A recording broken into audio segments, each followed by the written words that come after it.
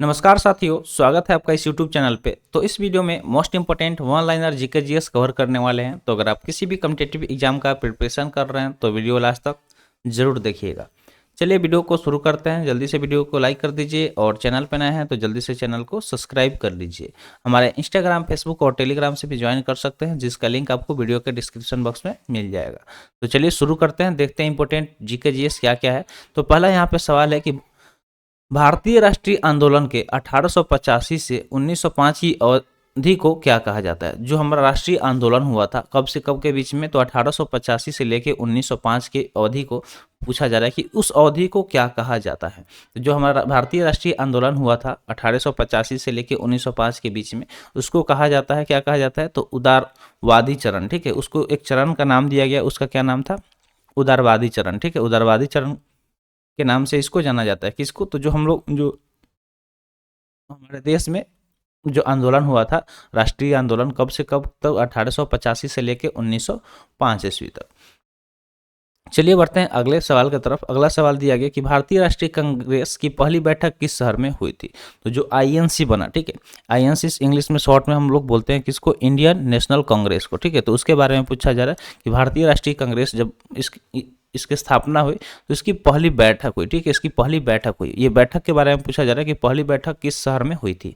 अगर हम इसकी बात करें कि जो भारतीय राष्ट्रीय कांग्रेस बनी थी, इसकी पहली बैठक किस शहर में हुई थी, तो इसका सही उत्तर हो जाएगा बम्बई। ठीक है, बॉम्बे में पहली बैठक हुई थी। कहाँ पे हुई थी, बॉम्बे। तो बॉम्बे में भारतीय राष्ट्रीय कांग्रेस यानी कि आईएनसी की पहली बैठक हुई थी। आपको ये पता करना है कि ये जो बैठक हुई थी किस सन में हुई थी। ठीक है, इसका ईयर पता करना है कि कौन से ईयर में हुई थी। आपको हम बता दें कि जो आईएनसी है, ठीक है, इंडियन नेशनल कांग्रेस, इसका स्थापना हुआ था 1885 में, 1985 में हुआ था। ठीक है, इसका स्थापना कब हुआ था, 1885 ईस्वी में।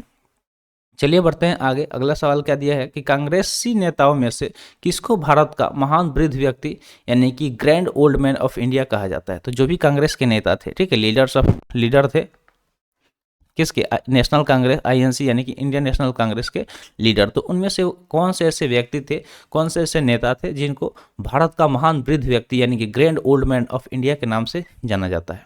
तो इसका सही उत्तर अगर हम देखें तो वो थे दादा भाई नेहरूजी। ठीक है, कौन थे, दादा भाई नेहरूजी, जिन्हें grand old man of India के नाम से भी जाना जाता है। तो सही उत्तर क्या हो जाएगा, दादा भाई नेहरूजी। नेक्स्ट क्वेश्चन देखते हैं। नेक्स्ट क्वेश्चन क्या दिया गया कि भारतीय विश्वविद्यालय अधिनियम 1904 किस वायसराय के काल में पारित किया गया था। तो यहाँ पे एक अधिनियम के बारे में पूछा जा रहा है, कौन सा अधिनियम, तो जो विश्वविद्यालय अधिनियम, भारतीय विश्वविद्यालय अधिनियम 1904 को पारित किया गया था।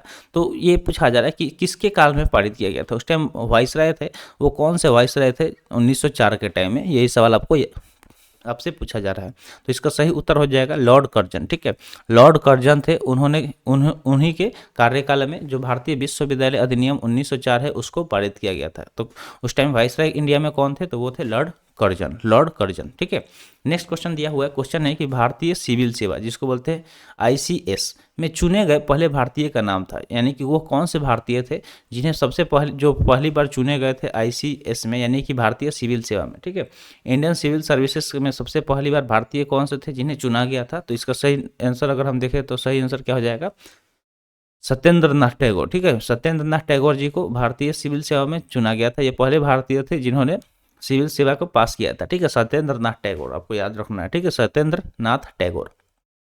नेक्स्ट क्वेश्चन की बात करें तो नेक्स्ट क्वेश्चन है इंडियन नेशनल कांग्रेस के संस्थापक कौन थे। जो आईएनसी के बारे में हम लोग बात किए स्टार्टिंग में कि उसका स्थापना कब हुआ था, तो 1885 में हुआ था। ठीक है, 1885 में हुआ था। उसके बारे में पूछा जा रहा है कि उसके संस्थापक कौन थे, फाउंडर। ठीक है, फाउंडर के बारे में पूछा जा रहा है कि उसके फाउंडर कौन थे। अगर हम बात करें इंडियन नेशनल कांग्रेस के तो इसके संस्थापक कौन थे, तो इसके संस्थापक थे एलन ऑक्टोवियम ह्यूम। ठीक है, एओ ह्यूम बोला जाता है। ठीक है, इनको शॉर्ट में एओ ह्यूम बोला जाता है, आपको याद रखना है। ठीक है, इनका पूरा नाम होता है एलन ऑक्टोवियम ह्यूम। ठीक है, एओ ह्यूम से भी आप याद रख सकते हैं, क्वेश्चन में एओ ह्यूम भी पूछ लिया जाएगा। जब भी क्वेश्चन पूछा जाएगा तो ऑप्शन में ये भी दे दिया जाएगा, तो आपको याद रखना है। ठीक है, शॉर्ट में इनको एओ ह्यूम बोला जाता है। ठीक है, एओ ह्यूम बोला जाता है, पूरा नाम है एलन ऑक्टोवियन ह्यूम, तो कन्फ्यूज नहीं होना है। ठीक है, चलिए आगे देखते हैं नेक्स्ट क्वेश्चन। नेक्स्ट क्वेश्चन दिया हुआ है कि हर्मिट ऑफ शिमला किसे कहा जाता है। ठीक है, हर्मिट ऑफ शिमला के बारे में पूछा जा रहा है कि जो हर्मिट ऑफ शिमला किसे कहा जाता है। तो हर्मिट ऑफ शिमला की हम बात करें तो ये कहा जाता है एओ ह्यूम को। किनको कहा जाता है, एओ ह्यूम।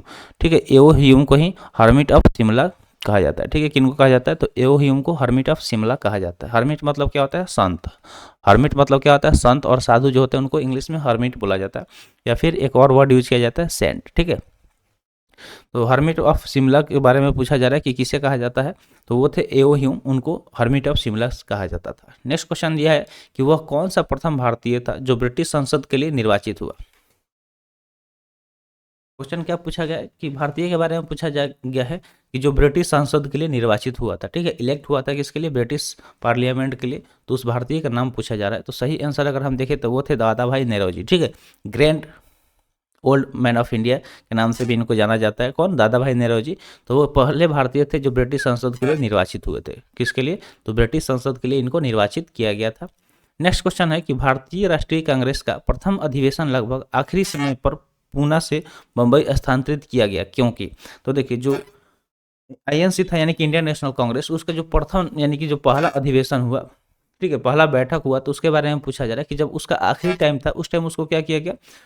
पूना से बंबई स्थानांतरित किया गया। क्यों किया गया? इसके पीछे का वजह आइए जानते हैं कि ऐसा क्यों हुआ था। तो अगर इसकी हम बात करें तो पूना में हैजा फैल गया था। उस टाइम क्या हुआ था कि पूना में हैजा फैल गया था। तो पूना में हैजा फैलने के कारण संयोजक कांग्रेस के प्रथम अधिवेशन का स्थान पूना से बंबई बदलने पर विवश हुए थे। हैजा बहुत मतलब उस टाइम हैजा फैल गया था चारों तरफ, जिस वजह से उन लोगों को क्या करना पड़ गया था, तो जो मतलब अधिवेशन हुआ था उसका जगह बदलना पड़ गया था, यानी कि पूना से बंबई किया गया था। तो ये चीज़ आपको याद रखना है, बहुत इंपॉर्टेंट है।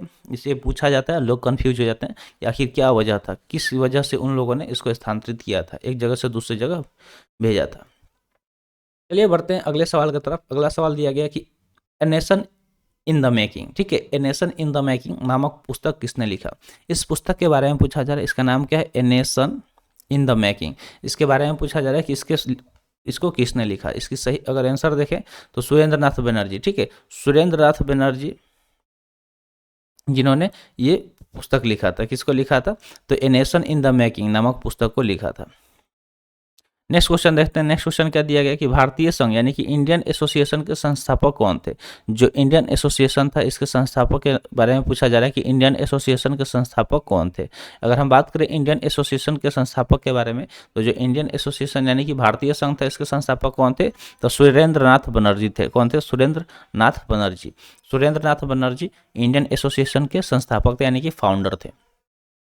अगला है सवाल, भारतीय राष्ट्रीय कांग्रेस के प्रथम मुस्लिम प्रेसिडेंट कौन थे? ठीक है, तो फर्स्ट मुस्लिम प्रेसिडेंट के बारे में पूछा जा रहा है। कौन से? तो आईएनसी, जो इंडियन नेशनल कांग्रेस बना, तो इसके प्रथम प्रेसिडेंट मुस्लिम के बारे में पूछा जा रहा है कि कौन से मुस्लिम थे जो प्रथम प्रेसिडेंट बने थे। तो इसका सही उत्तर हो जाएगा बदरुद्दीन तैयब जी। जो बदरुद्दीन तैयब जी थे वो आईएनसी के पहले मुस्लिम प्रेसिडेंट बने। ठीक है, आईएनसी यानी कि इंडियन नेशनल कांग्रेस के पहले मुस्लिम प्रेसिडेंट के रूप में किन्हें चुना गया था? तो वो थे बदरुद्दीन तैयब जी।